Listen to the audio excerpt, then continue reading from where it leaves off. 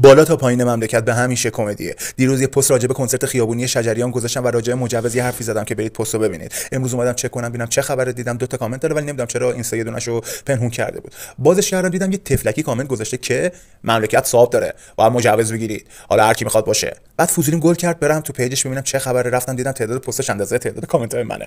این دوستمون یه پست ویدیویی از خودش داشت که خیلی جالب بود، با هم ببینید. من تو شهریم که اینجا صورت‌ها همه نقابه.